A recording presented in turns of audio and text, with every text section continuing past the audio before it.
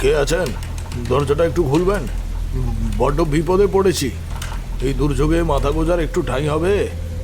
কে কে ধাক্কা দিচ্ছে এত রাতে? গদাই, ও গদাই, এই লণ্ঠনটা এদিকে একটু নিয়ে আয় তো বাবা। দেখ তো কে ওখানে। ওগো, এমন দুর্যোগের রাতে আবার কে এলো? গলা শুনে তো মনে হচ্ছে বড্ড বিপদে পড়েছে মানুষটা। তুমি বরং দরজাটা খোলো।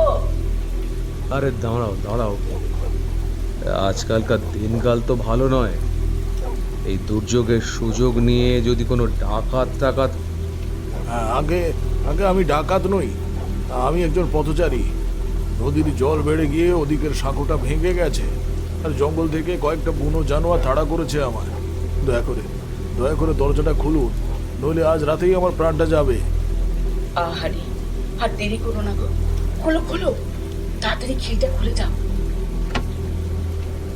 আরে কি অবস্থা আপনার? পুরো কাদায় মাখামাখি, আর আপনার জামা কাপড় তো ভিজে একেবারে শক শক করছে। শীতে তো কাঁপছেন মশাই। আসুন আসুন, ভেতরে আসুন ভেতরে আসুন। এই দুর্যোগের রাতে বাইরে দাঁড়িয়ে থাকলে তো আপনার নিউমোনিয়া হয়ে যাবে। মাখন, আরে ও মাখন লাল, আরে হ্যারিকেনটা একটু এদিকে নিয়ে আয় তো বাবা। আর একটা শুকনো গামছা দে বাবুকে। এই নিন বাবু, গামছাটা নিন, মাথাটা মুছে নিন দেখি চটপট। যা কাল বৈশাখী শুরু হয়েছে আজ, এই তল্লাটে এমন রাতে তো বাড়ির বাইরে কেউ বার হয় না। তা বাবু, আপনি কোথা থেকে আসছেন এই অসময়ে? আর বলবেন না দাদা, কোম্পানির কাজে বেরিয়েছিলাম। গাড়িটা মাঝ রাস্তায় এমন বিগড়ালো, চারিদিকে ঘুটঘুটে অন্ধকার। ড্রাইভার বলল সে মেকানিক ডাকতে যাচ্ছে, তারপর তারপর আর ফিরলই না। অগত্যা আমি হেঁটেই দূরে আপনাদের এই বাড়ির আলোটা দেখতে পেয়ে ছুটে এসেছি। আপনাদের বড্ড বিরক্ত করলাম এই অসময়ে। আরে না না, বিরক্ত কিসের? বিপদে পড়লে মানুষই তো মানুষের কাজে আসবে মশাই। তা আপনার নামটা তো জানা হলো না। আগে আগে আমার নাম অবনী চ্যাটার্জি। আহারে, আপনি তো একেবারে ভিজে জবুথবু হয়ে গেছেন। এই নিন, এই গরম চাটা খেয়ে নিন। শরীরটা একটু গরম। অনেক অনেক ধন্যবাদ আপনাকে। এই চাটা এখন আমার কাছে অমৃতের মতো।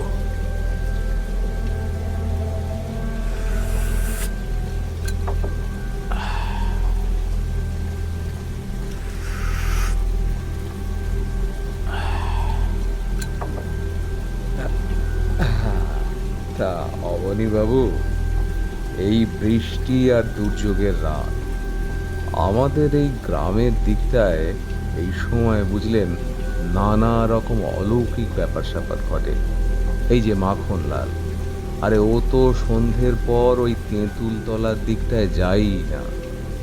রাম রাম রাম রাম, ওদিকে কি যাবো বাবু? ওই গত মঙ্গলবারেই তো দেখলাম বাঁশবাগানের ওখান থেকে একখান আগুনের গোলা ছিটকে সোজা পানা পুকুরে গিয়ে পড়ল। ইয়ে বাবা, বড় সাংঘাতিক জায়গা বাবু। আহ মাখন, চুপ কর তো। এমনিতেই দুর্যোগের রাত, তার উপর ঘরের মধ্যে বসেও সব অলক্ষণে কথা বলিস না বাবা। ঠাকুর দেবতাদের নাম কর।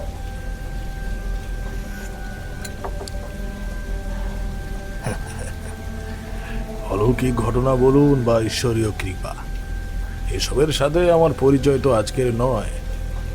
এই দুর্যোগের রাতে আপনাদের এখানে আশ্রয় নিয়ে আজ থেকে প্রায় 40 বছর আগের এমনই এক রাতের কথা আমার খুব মনে পড়ে যাচ্ছে। সেবারও এমন এক প্রাকৃতিক দুর্যোগেই আমি ফেঁসে গিয়েছিলাম, আর সেই রাতেই আমার জীবনের গতিপথটা যাকে বলে একেবারে বদলে গিয়েছিল। তাই নাকি? তা কি এমন ঘটেছিল সেই রাতে? মানে যদি আপনার আপত্তি না থাকে তবে বলুন না, শুনি। দেখুন, এই বৃষ্টির রাতে তো এমনিতেও ঘুম আসবে না, বরং আপনার জীবনের সেই অভিজ্ঞতাটা শুনলে সময়টা বেশ কেটে যাবে। ঠাকুরের কোনো কৃপা পেয়েছিলেন নাকি? হ্যাঁ, ঈশ্বরীয় কৃপাই বটে। আমি তখন সবে 21 বছরের এক তো ম্যাট্রিক পাশ করেছি। অভাবের সংসার, তাই পড়াশোনা আর বেশি দূর এগোয়নি। অগত্যা একটা সামান্য চাকরি জুটিয়ে নিলাম। 21 বছর, সে তো অনেক কাল আগের কথা মশাই। তা কিসের চাকরি করতেন তখন? এক নামজাদা কবিরাজি ডাক্তারের কোম্পানিতে কাজে যোগ দিয়েছিলাম। আমার কাজটা ছিল বেশ ঝকমারির। কোম্পানির নির্দেশে বিভিন্ন জায়গায় ঘুরে ঘুরে বিভিন্ন ভেষজ ওষুধের সন্ধান খুঁজে বের করতে হতো। তারপর সেগুলো সংগ্রহ করে আমাদের কোম্পানিতে নিয়ে আসা। সেই ডাক্তারের তত্ত্বাবধানে সেই সব ভেষজ থেকে নানা রকম কবিরাজি পদ্ধতিতে ওষুধ তৈরি হতো। সোজা কথায় আমি সেই কোম্পানিতে কাঁচামাল সরবরাহের দিকটা দেখতাম। সেই কচি বয়সে এত দায়িত্ব? বয়স অল্প ছিল ঠিকই, কিন্তু মনে ছিল প্রবল উদ্যম। একবার কোনো কাজে মন লেগে গেলে একেবারে আদা জল খেয়ে সেটার পিছনে পড়ে থাকতাম। কিন্তু নতুন কাজ, হাতে টাকা পয়সা সেভাবে প্রায় কিছুই থাকতো না। প্রথম প্রথম বলা হয়েছিল মাস মাইনের পাশাপাশি বড় কোনো জুড়িবুটির ব্যবস্থা করতে পারলে উপরি টাকাও দেওয়া হবে। কিন্তু মশাই, মাস তিনে কেটে যাওয়ার পরও মাসের মাইনেটাই ঠিক মতো পেতাম না। বলেন কি বাবু, তাহলে ওই সামান্য কটা টাকায় এত জায়গা ঘুরতেন কি করে? হ্যাঁ, থাকা খাওয়ার খরচ তো অনেক। উপায় উপায় তো একটা বের করে নিয়েছিলাম মাখনলাল। কোথাও গেলে আমি প্রথমেই খোঁজ করতাম সেখানে কোনো মন্দির বা আশ্রম বা কোনো ধর্মশালা জাতীয় কিছু আছে কিনা। তাতে অন্তত একবেলা খাওয়ারটা প্রসাদ হিসেবে বিনে পয়সায় হয়ে যেত। আর একান্তই যদি রাত্রিবাস করার দরকার পড়তো, তবে সেই মন্দিরেরই কোনো চাতালে বা বারান্দায় মাথা গুঁজে রাতটুকু কাটিয়ে দিতাম। ঠিক কাজ করতেন। ভগবানের দরজায় তো আর কেউ পয়সা চায় না। একদম তাই। তবে জানেন হরিদাস বাবু, এতে পয়সা বাঁচার পাশাপাশি আমার আরো একটা লাভও হয়েছিল। এই মন্দির বা আশ্রমে রাত কাটাতে গিয়েই আমি বেশ কয়েকবার নানান অলৌকিক ঘটনার সম্মুখীন হওয়ার সুযোগ পেয়েছিলাম, যে ঘটনাগুলো আমার এই তন্ত্রমন্ত্রের জীবনে প্রবেশ করার প্রাথমিক ধাপগুলো তৈরি করে দিয়েছিল। আজ আপনাদের যে গল্পটা বলবো সেটা হলো ত্রিলোকনাথ স্বামীর গল্প। ওনার সাথে আমার পরিচয় এইভাবেই হয়েছিল। ত্রিলোকনাথ স্বামী, নামটা যেন ভারী চেনা চেনা ঠেকছে।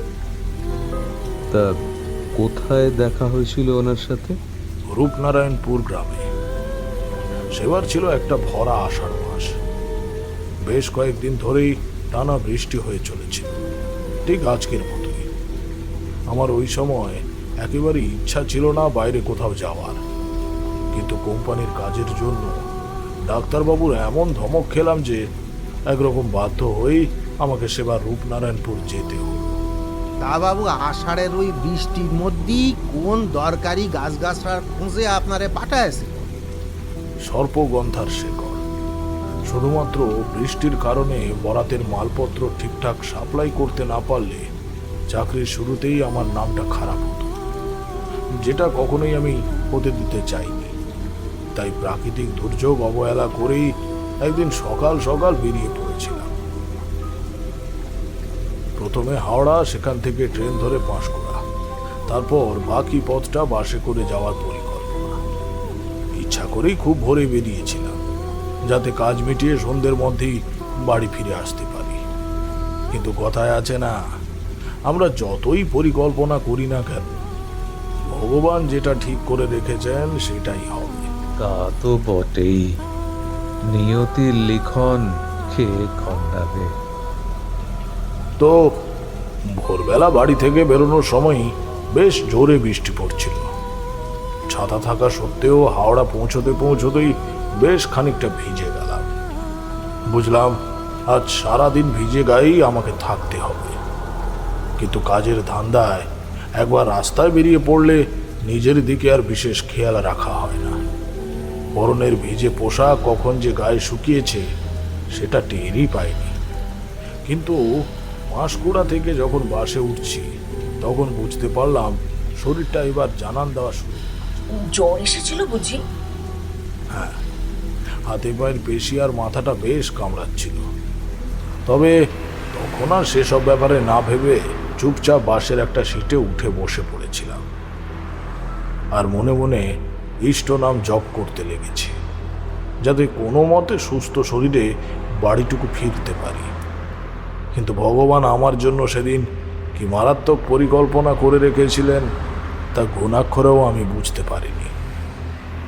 সারাদিনের সমস্ত কাজকর্ম মিটিয়ে সর্পগন্ধার বস্তা নিয়ে যখন রূপনারায়ণপুর বাস স্ট্যান্ডে এসে পৌঁছলাম তখন ঘড়িতে প্রায় সন্ধ্যা 7টা বাজে।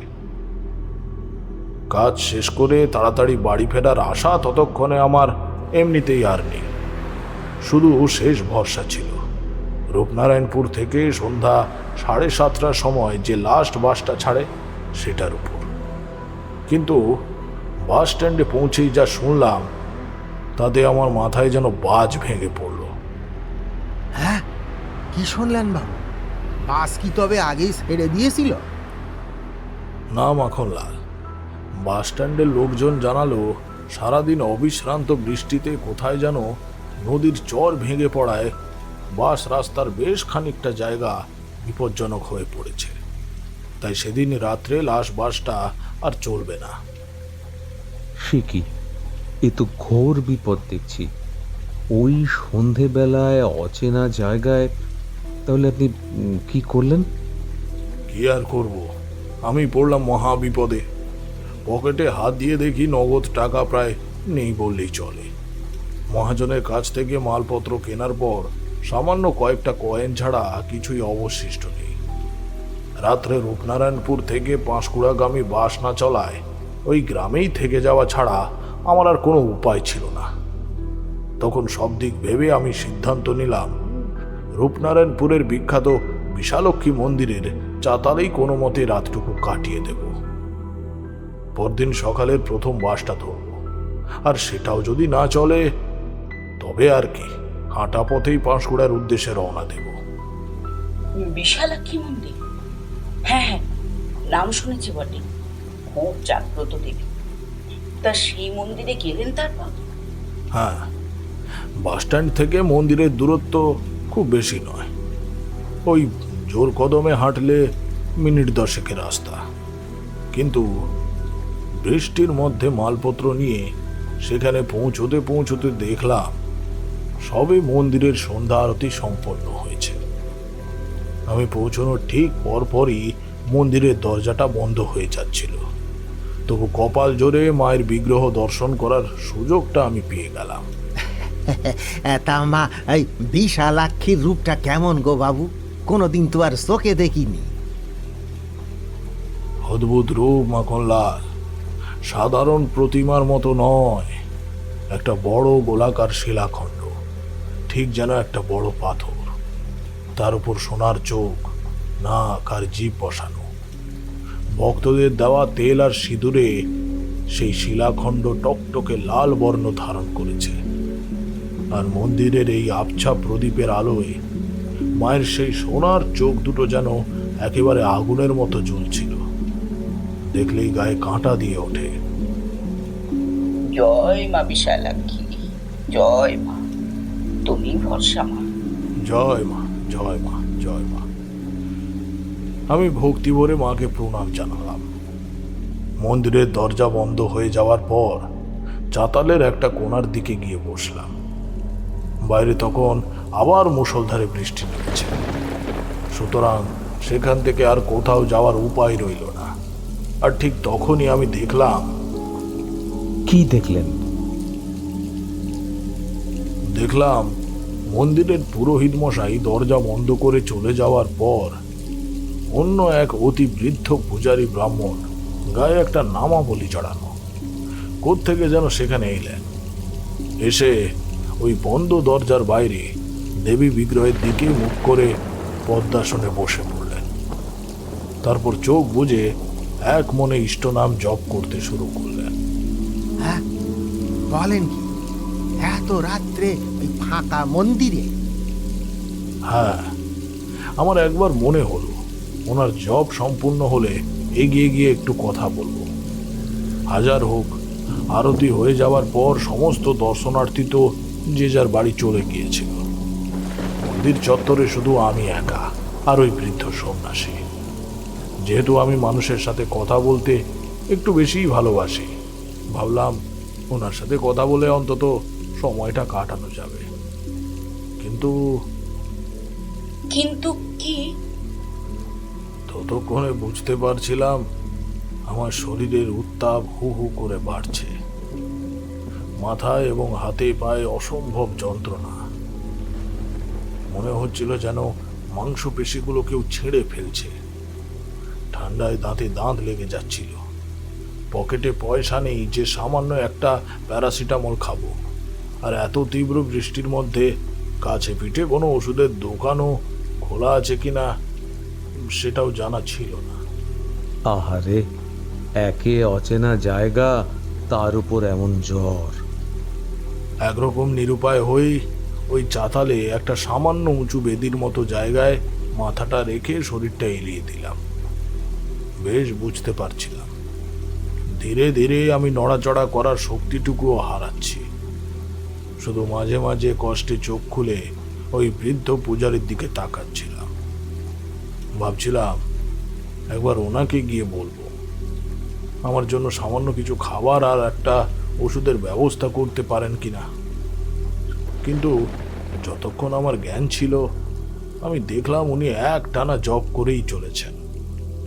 তারপর কখন যে জ্বরের ঘোরে গভীর ঘুমে তলিয়ে গেছি আমার আর খেয়াল নেই।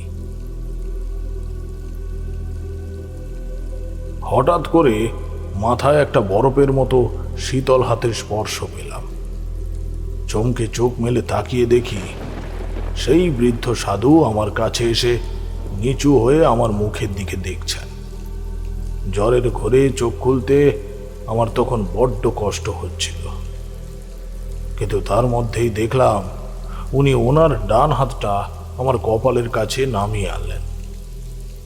তারপর অনামিকা আঙ্গুল দিয়ে আমার কপালের ঠিক মাঝখানে কিছু একটা সাংকেতিক চিহ্ন এঁকে দিলেন। তারপর? আর উনি সেটা করতেই একেবারে জাদুর মতো আমার চোখের জ্বালা ভাবটা নিমেষে কমে গেল। শরীরটা যেন নিমেষে হালকা হয়ে গেল। আমার মনে হলো এবার আমি চোখ খুলে আমার সামনে কি ঘটছে সেটা যাতে স্পষ্ট দেখতে পাই। ঠিক সেই কারণেই ওই বৃদ্ধ সাধু আমার চোখের যন্ত্রণাটা নিরাময় করে দিলেন। ওনার প্রতি অসীম কৃতজ্ঞতায় আমার চোখে জল এসেছিল সেদিন নিজের অজান্তেই। শরীরের অবশিষ্ট শক্তিটুকু জড়ো করে দু হাত জোড় করে যেই না ওনাকে প্রণাম করতে যাব, ওই সাধু বাবা কিছু বললেন? উনি চোখের ইশারায় আমাকে প্রণাম করতে বারণ করলেন। আমি বুঝতে পারলাম ওই সাধু ওনার কৃপা বলেই আমাকে এই তাৎক্ষণিক রোগ মুক্তি দিয়েছেন। আর তারপর আমি সেই বন্ধ মন্দিরের গর্ভগৃহের দিকে তাকাতেই যা দেখলাম তা আমি জীবনে ভুলতে পারবো না হরিদাস বাবু। কি কি দেখলেন অপরিবাবু? দরজাটা তো বন্ধ ছিল বললেন। দরজা বন্ধ ছিল ঠিকই, কিন্তু আমার চোখের সামনে যেন সেই কাঠের দরজাটা আর নেই। আমি দেখলাম এক অলৌকিক দৃশ্য। একটু আগেই রত্নবেদিতে আমি যে ভয়াল দর্শন পাথরের দেবীর প্রতীকী বিগ্রহ দেখেছিলাম সেই মুহূর্তে আর তা সেখানে ছিল না, বরং তার জায়গায় দেখি রত্নবেদির ওপর এক অসামান্য তেজদীপ্তা দেবী উপবিষ্ট হয়ে রয়েছেন। মা, স্বয়ং দেবী? হ্যাঁ হ্যাঁ হ্যাঁ মা, স্বয়ং মা বিশালক্ষী, যার শরীর থেকে এক দিব্য তেজ বের হয়ে গোটা মন্দিরের চত্বরটা দিনের আলোর মতো আলোকিত করে রেখেছে। দেবীর মুখে এক অনাবিল স্বর্গীয় হাসি, এক হাতে ধরা বরাভয় মুদ্রা, আর অন্য হাতে এক ভয়ঙ্কর কৃপা। আমি যেন নিজের চোখকেই বিশ্বাস করতে পারছিলাম না। আমি আদৌ জেগে আছি নাকি ঘুমের ঘরে স্বপ্ন দেখছি, কিছুই বুঝতে পারছিলাম না। আর দেখলাম দেবীর দুই পাশে দুই তেজময় সখী দাঁড়িয়ে পরম যত্নে মায়ের পরিচর্যা করে চলেছেন। ওরে বাবা রে, আমার তো শুনেই এই গায়ের লোম খাড়া হয়ে যাচ্ছে বাবু। তা আপনি অজ্ঞান হয়ে গেলেন না তো? না মাখলাল, আমি মন্ত্রমুগ্ধের মতো তাকিয়েছিলাম। তখন অবাক চোখে সেই বৃদ্ধ সাধুর দিকে তাকাতেই উনি আমার কানের কাছে মুখ এনে ফিসফিস করে বললেন, দেবীর এই দিব্য দর্শন বহু জন্মের পুণ্য ফলেই সম্ভব হয় বৎস। আর যে কয়েকজন মানুষ দেবীর এই দিব্য দর্শন লাভ করেছে তাদের জীবনে আর কোনো রাগ বা শোক থাকে না। আজ তুমি সেই পরম সৌভাগ্য লাভ করেছ। তবে এবার তুমি চোখ বন্ধ করে ঘুমিয়ে পড়ো। ঘুমিয়ে পড়ব কেন প্রভু? কারণ মা বিশালাক্ষী এখন ওনার সখীদের নিয়ে মন্দিরের পেছনে ওই পদ্মা দিঘিতে স্নান করতে যাবে। উনি স্নান সেরে ফিরে এলে আমি ওনার বিশেষ পুজো করব। তুমি সেই পুজো দর্শন করো। সেই বিশেষ ক্রিয়া দর্শন করলে তোমার শত জন্মের পাপ নাশ হবে। তবে একটা কথা মনে রেখো। কি কথা প্রভু? দেবীর এই দিব্য দর্শন করা সাধারণ রক্ত মাংসের মানুষের জন্য সম্পূর্ণ নিষিদ্ধ। তাই তুমি সেই স্নান দেখার বিন্দু মাত্র চেষ্টাও করো না। এখানেই শুয়ে দেবী ফিরে আসার জন্য অপেক্ষা করো। আমি যাই পুজোর ব্যবস্থাগুলো সম্পূর্ণ করে। এই কথা বলে সাধু বাবা সেখান থেকে উঠে গেলেন। কিন্তু জানেন হরিদাস বাবু, মানুষের মন বড়ই অদ্ভুত। নিষিদ্ধ জিনিসের প্রতি তার আকর্ষণ সব থেকে বেশি। তা তো বটেই, আদিমকাল থেকেই তো ওই এক নিয়ম। সাধু বাবার কথা শুনে আমি চোখ বন্ধ করে শুয়ে পড়লাম ঠিকই, কিন্তু কিছুতেই সেটা মনে মনে মেনে নিতে পারলাম না। কেন জানি না আমার মনের মধ্যে একটা কুডাক ডাকতে শুরু করলো। আমার বারবার মনে হতে লাগলো, যদি আমার কোনো পূর্ণ কর্মের জন্য দেবী ওনার দিব্য রূপে আমাকে দর্শন দিয়েই থাকেন, তবে দেবীর সেই দিব্য স্নান আমি কেন দেখতে পারবো না? ওরে বাবা, সাধু যখন বারণ করেছে তখন ওসব চিন্তাকে প্রশ্রয় দিতে নেই। তখন সেই বোধটা কাজ করছিল না আমার মনে হলো এই জীবনে শুধু নয়, আর কোনো জন্মেও এমন সুযোগ আমার কাছে আসবে কিনা আমার জানা নেই। তাই এই জন্মে যখন একবার সুযোগ পেয়েছি, তখন আমি কিছুতেই দেবীর মহা স্নান দর্শন না করে ছাড়ব না। আমি তখন মনে মনে ঠিক এই কথাই ভাবছি, হঠাৎ কি বাবু? হঠাৎ দেখলাম সেই বৃদ্ধ সাধু যেন আমার মনের কথাটা হুবহু পড়তে পারছেন। এক মুহূর্ত আগেও ওনার চোখে যে স্নেহময় স্নিগ্ধতা ছিল, তা যেন মুহূর্তের মধ্যে বদলে গেল এক চরম বিরক্তিতে। উনি আমার দিকে তীক্ষ্ণ দৃষ্টিতে তাকিয়ে সাবধান করার সুরে বললেন, এই ভুল করো না। এর আগে যতজনই নিজের ঔদ্ধত্যে কাজ করার চেষ্টা করেছে তারা প্রত্যেকে স্থায়ীভাবে তাদের দৃষ্টিশক্তি হারিয়েছে। কেউ বা হারিয়েছে নিজের প্রাণ।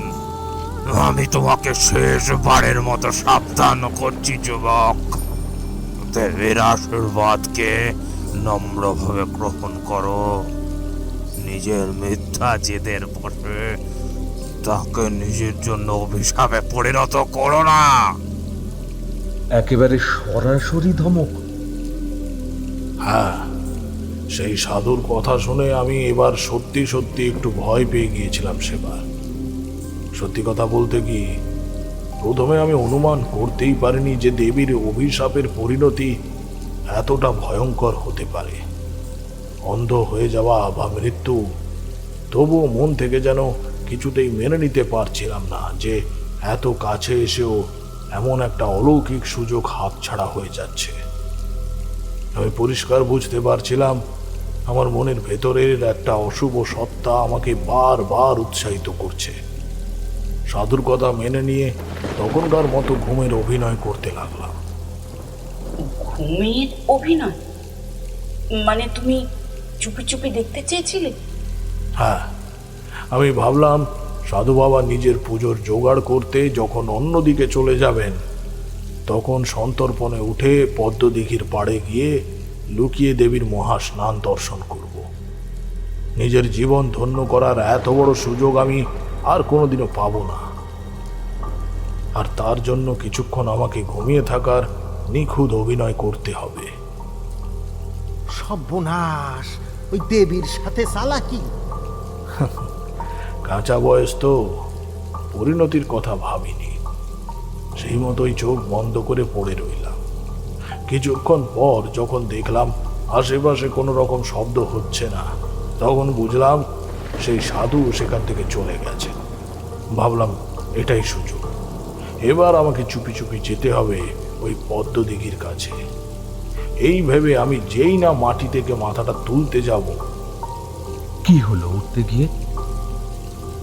তখনই বুঝতে পারলাম আমার পক্ষে সেই কাজ করা প্রায় অসম্ভব। হঠাৎই আমার মাথাটা পাথরের মতো ভারী মনে হতে লাগলো। আমার মাথাটাকে কেউ যেন সজোরে ওই চাতালের পাথরের মেঝেটার সঙ্গে চেপে ধরে রেখেছে। আমি হাজার চেষ্টা করেও ঘাড় বাঁকা করতে পারছি না। কিছুই বুঝতে পারলাম না প্রথমটায়। তারপর অনেক কষ্টে শুধু চোখের পাতা দুটো খুলে তাকালাম আর দেখলাম এক অসম্ভব অলৌকিক দৃশ্য। বাবারে, ভাগ্যি শুনে আটকেছিলেন তোমার। আমার থেকে বেশ খানিকটা দূরে, তা প্রায় হাত দশেক তো হবেই, সেই বৃদ্ধ সাধু আবার মন্দিরের গর্ভগৃহের দিকে মুখ করে পদ্মাসনে সাধনায় বসেছেন। আর আমি দেখে শিউরে উঠলাম। আমার মাথাটা সেই সাধুর বাম হাঁটুর নিচে আষ্টে পৃষ্ঠে চেপে রাখা। সে কি কথা বাবু, আপনি তো ওই 10 হাত দূরে শুয়েছিলেন।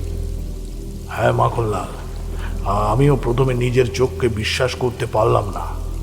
এ কি করে সম্ভব? আমি চাতালের এক প্রান্তে শুয়ে থাকলেও আমি পরিষ্কার দেখতে পাচ্ছিলাম আমার মাথাটা সেই সাধুর বাম হাঁটুর নিচে চেপে রাখা। আর সেই কারণেই আমি আমার মাথায় ওই অসম্ভব চাপ আর যন্ত্রণা অনুভব করছিলাম।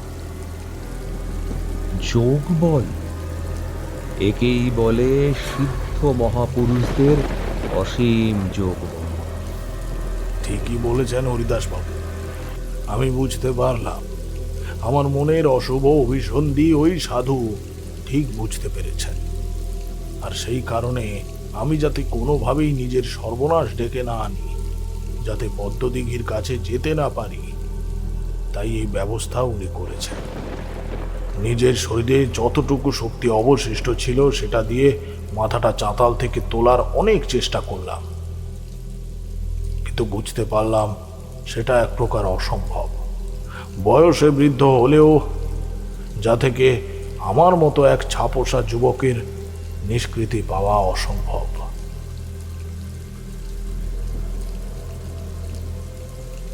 হ্যাঁ, আমি আর কোনো চেষ্টা না করে নিজের ধৃষ্টতার জন্য মনে মনে ওনার কাছে ক্ষমা প্রার্থনা করলাম।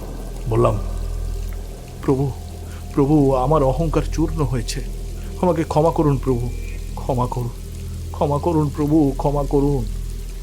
তারপর ওখানেই চোখ বন্ধ করে শুয়ে পড়লাম। এরপর কখন যে সত্যি সত্যি গভীর ঘুমে তলিয়ে গেছি সেটা আর বুঝতে পারিনি। ঘুম যখন ভাঙলো তখন পূব আকাশে আলো ফুটেছে, পাখির ডাকে চারিদিক মুখরিত। গত রাতের সেই বিধ্বংসী ঝড়ের কোনো চিহ্ন মাত্র নেই। দেখলাম বিশালক্ষী মন্দিরের সেই পুরোহিত মশাই এসে সকালের মঙ্গল আরতি করার বন্দোবস্ত শুরু করেছেন। হ্যাঁ, আর আপনার শরীর, আপনার তো খুব জ্বর ছিল বাবু। আমি চোখ খুলে গত রাতে ঘটা সমস্ত ঘটনাগুলো মনে মনে একবার কল্পনা করে নিয়ে উঠে দাঁড়ানোর চেষ্টা করলাম, আর অবাক হয়ে দেখলাম আমার শরীর তখন একেবারেই সম্পূর্ণ সুস্থ। ভিতর থেকে বেশ ঝরঝরে লাগছে, কোথাও কোনো ব্যথার চিহ্ন মাত্র নেই। মায়ের কৃপা, সাধু বাবার আশীর্বাদ। আমি তৎক্ষণাৎ সেখান থেকে উঠে মন্দিরের গর্ভগৃহের দিকে এগিয়ে গেলাম। দেখলাম আমার কাল সন্ধ্যা আরতির সময় দেখা সেই ভয়াল দর্শন পাথরের বিগ্রহী সেখানে রয়েছে। তার সামনে পুরোহিত মশাই পঞ্চপ্রদীপ সাজিয়ে রেখে আরতির জোগাড় করছেন। মন্দির চত্বর সেই সময় একেবারেই ফাঁকা, কোথাও কেউ নেই। শুধুমাত্র প্রদীপের আলোয় গর্ভগৃহের মধ্যে এক অদ্ভুত আলো আঁধারের পরিবেশ তৈরি হয়েছে, যার মধ্যে জ্বলজ্বল করছে মা বিশালক্ষীর সোনার চোখ জোড়া। আমি হাত জোড় করে আমার গতকাল রাতের অপরাধের জন্য মা বিশালক্ষীর কাছে নতজানু হয়ে ক্ষমা প্রার্থনা করলাম। তারপর আরতি সম্পূর্ণ হওয়া অবধি অপেক্ষা করতে লাগলাম ওই পুরোহিত মশাইয়ের সঙ্গে কথা বলার জন্য। পুরোহিত মশাইকে জিজ্ঞাসা করলেন ওই সাধুর কথা?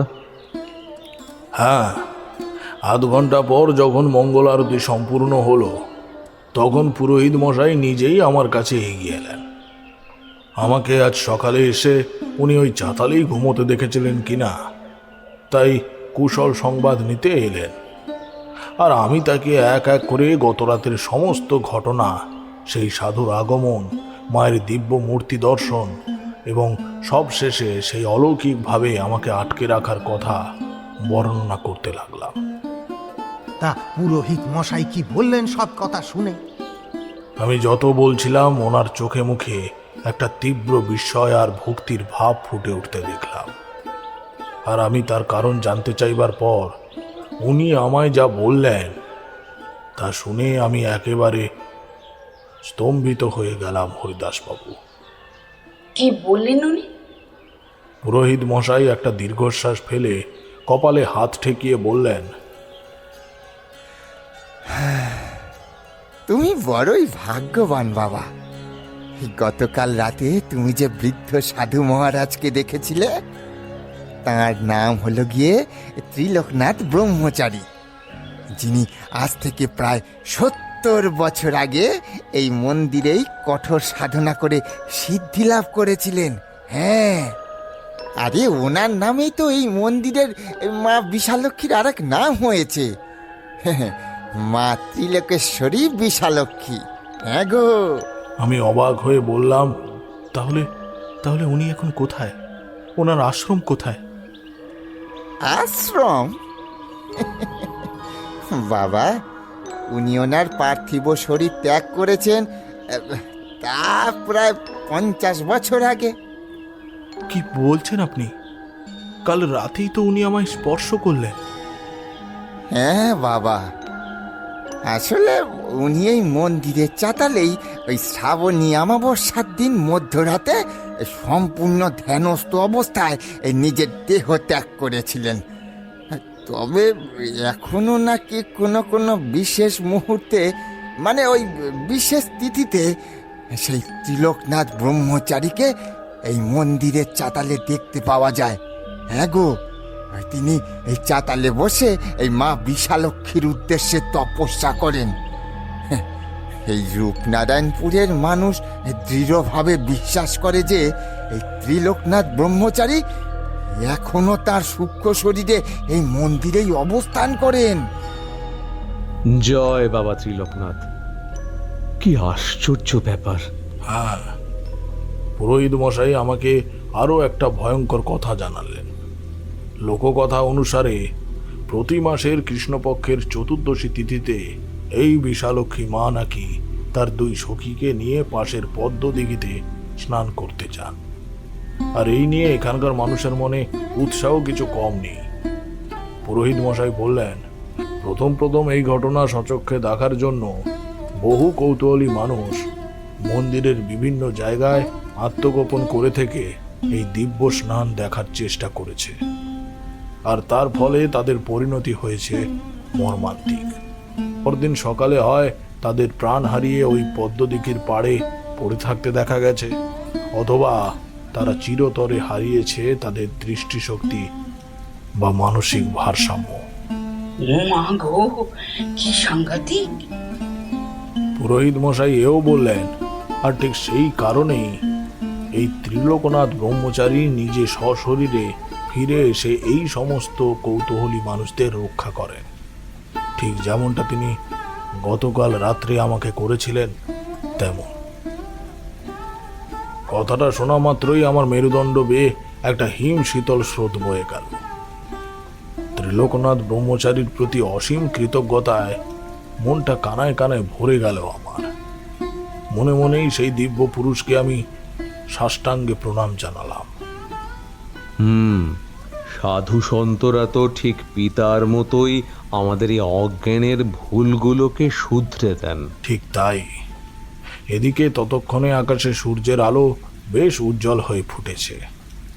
আমার মন তখন বলছে, আমাকে তো মালপত্র নিয়ে এবার কলকাতা ফিরতেই হবে। আমি ওই মন্দিরের চাতালে শুয়ে সাষ্টাঙ্গে প্রণাম জানালাম দেবী বিশালক্ষী আর আমার রক্ষাকর্তা ওই বৃদ্ধ ত্রিলোকনাথ ব্রহ্মচারীর প্রতি। তারপর পুরোহিত মশাইয়ের দেওয়া সকালের মঙ্গল আরতি প্রসাদ গ্রহণ করে আমি নেমে এলাম মন্দির থেকে। সোজা সামনে রাস্তা বরাবর হাঁটা দিলাম রূপনারায়ণপুর বাস স্ট্যান্ডের দিকে। প্রথম বাসটা সেদিন আমাকে ধরতেই হতো। তারপর আর কোনোদিন যাননি ওই মন্দিরে? গেছি, অনেকবার গেছি। কলকাতা পৌঁছে আরো অনেক কাজ ছিল সে যাত্রায়, কিন্তু তার মাঝেও ওই একটা রাত রূপনারায়ণপুরের বিশালক্ষী মন্দিরের স্মৃতি আমি কোনো দিনই ভুলতে পারিনি।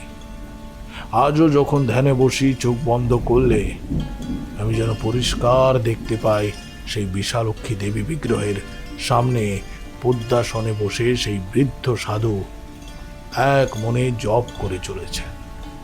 আর যখনই আমার মতো কোনো ছাপোষা মানুষ অতিরিক্ত কৌতূহল দেখিয়ে নিজের জন্য ভয়ঙ্কর বিপদ ডেকে আনতে চলেছেন, তখনই উনি তার রক্ষা কবচ হয়ে তাকে দু হাত দিয়ে তাকে রক্ষা করছেন। জয় জয় বাবা ত্রিলোকনাথ ব্রহ্মচারীর জয়, জয় মা বিশালাক্ষীর জয়। পরবর্তী জীবনে আমি যে এই তন্ত্র সাধনার মার্গে আসব, সেটা যেন পূর্ব নির্ধারিতই ছিল। আর এরকমই ছোট ছোট অলৌকিক ঘটনাগুলো থেকে আমি যে সুবৃহৎ আত্মবোধ লাভ করেছিলাম, সেগুলোই পরবর্তী ক্ষেত্রে আমার জাগতিক ক্ষেত্রের মায়াবন্ধন ছিন্ন করে আমাকে সাধনার জীবনে এগিয়ে চলার পথ ঠিক করে দিয়েছিল। আর যার জন্য রূপনারায়ণপুরের সেই স্বামী ত্রিলোকনাথ ব্রহ্মচারীর অবদান অবশ্যই অনস্বীকার্য। ওই দেখুন বাবুরা, ওই গল্প শেষ হতে না হতেই বাইরের বৃষ্টিটাও একেবারে ধরে গেল। প্রকৃতিরও বোধহয় ওই পবিত্র আখ্যান শোনার খুব ইচ্ছে ছিল মাখনলাল। যাই হোক, এই দুর্যোগের রাতে আপনারা যে আমায় আশ্রয় দিলেন, আর এই বুড়োর পুরনো দিনের বকবকানি এত মন দিয়ে শুনলেন, তার জন্য আমি আপনাদের কাছে চিরকৃতজ্ঞ। আরে না না অবনীবাবু, আপনার এই গল্প শুনে আমাদের আজকের রাতটা একেবারে সার্থক হয়ে গেল। চলুন এবার অন্তত একটু বিশ্রাম নেওয়া যাক, রাত তো আর কম হলো না। হ্যাঁ, সে কি বাবু, তবে আপনি যে এই যে ৩-৪ বার বললেন আপনি তন্ত্র সাধনে মন দিয়েছেন, তা সেই বিষয়ে কিছু বললেন না তো। জটি বুড়ির চাকরি থেকে হঠাৎ তন্ত্র সাধনা কেন? সে গল্প না হয় তোলা থাক অন্য কোনো দুর্যোগের রাতের জন্য। কে মাখনলাল?